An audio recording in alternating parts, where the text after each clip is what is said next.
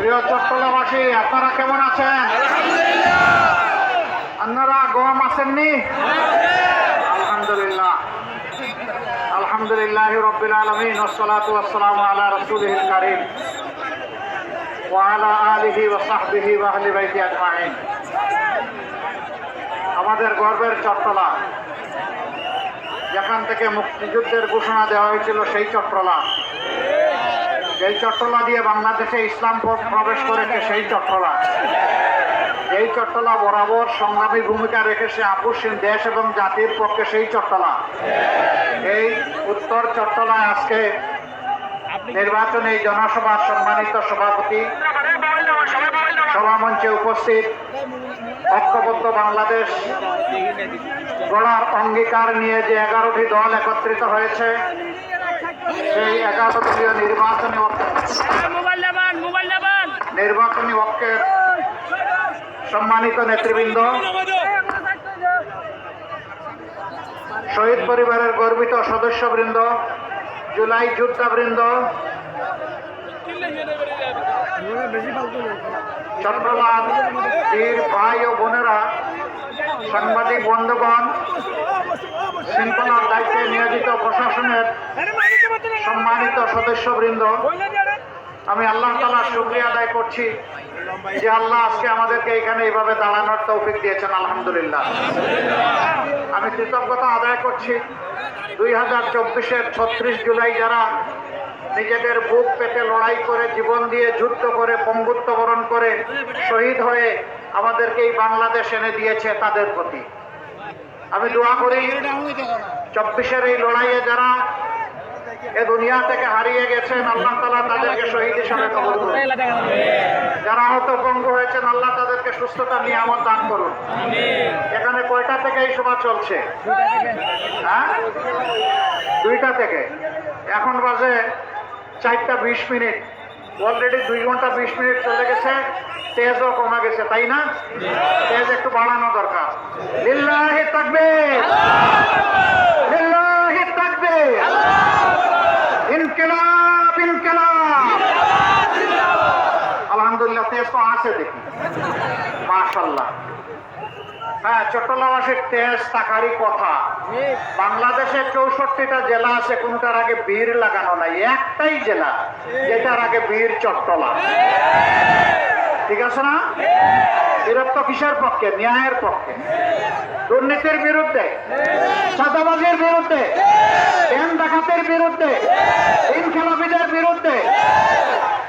চট্টলাবাসীর অবস্থান ন্যায়ের পক্ষে, 24-এর আকাঙ্ক্ষার পক্ষে, আগামীর বাংলাদেশ, যুব সমাজের স্বপ্নের বাংলাদেশের পক্ষে, আমাদের মা বোনদের জন্য নিরাপদ বাংলাদেশের পক্ষে, শিশুদের জন্য সুনাগরিক হয়ে গড়ে ওঠার বাংলাদেশের পক্ষে,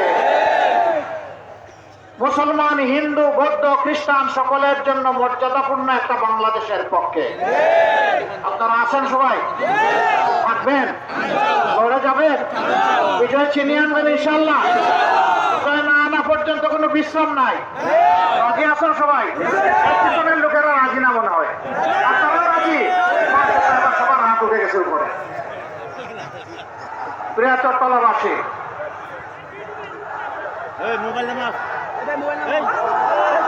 আজকের এই উত্সাহ, এই জনজোয়ার, এই জনস্রোত, এই জনপ্লাবন শুধু চট্টলায় নয়, টেকনাফ থেকে শুরু হয়ে তেঁতুলিয়া, জাফলং থেকে সুন্দরবন, 56,000 বর্গ মাইলের সারা বাংলাদেশ।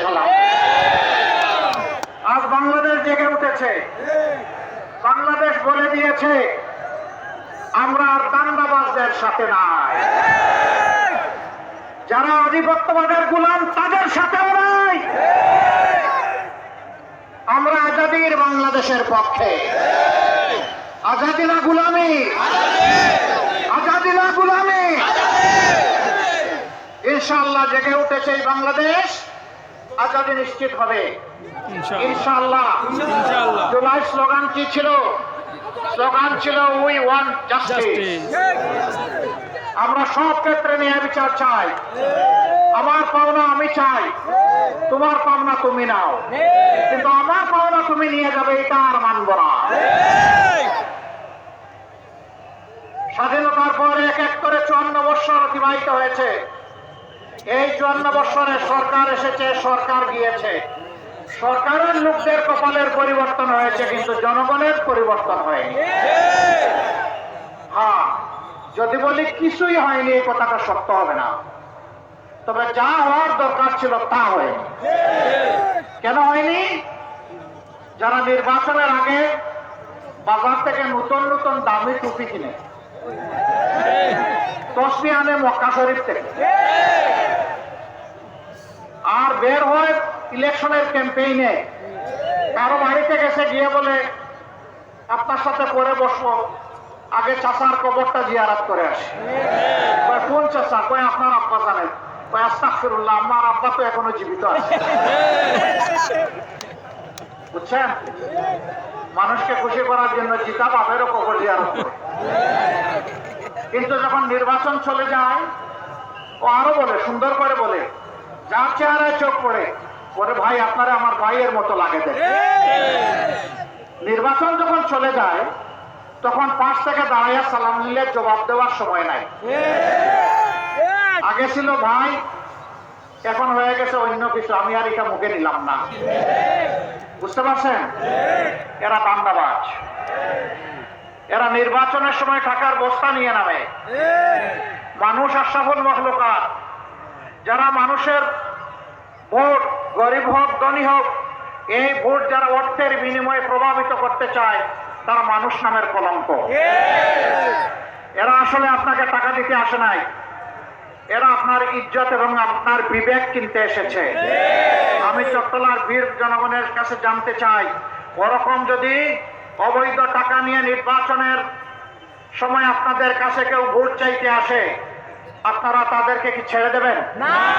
সবগুলো ধরে রেখে পুলিশে দেবেন। যে আমাকে কিনতে এসেছে, নেন ওরে সামলান, দিয়ে দিলাম আপনাদের হাতে, তবে নিজেরা আইন হাতে তুলে নেবেন না, পাহারাদারি করবেন। আগে একটা স্লোগান ছিল এই দান্দাবাজদের, আমার ভোট আমি দিব, তোমারটাও আমি দেব। এখন এই দিন শেষ। ৩৬ জুলাইয়ের খবর রচনা করে দিয়েছে। ৩৬ জুলাই এটা পায়ের নিচে আমরা ফেলে দিয়েছি। এখনকার জবাব স্পষ্ট, সাফ, আমারটা আমি দিব, তোমারটা তুমি দাও।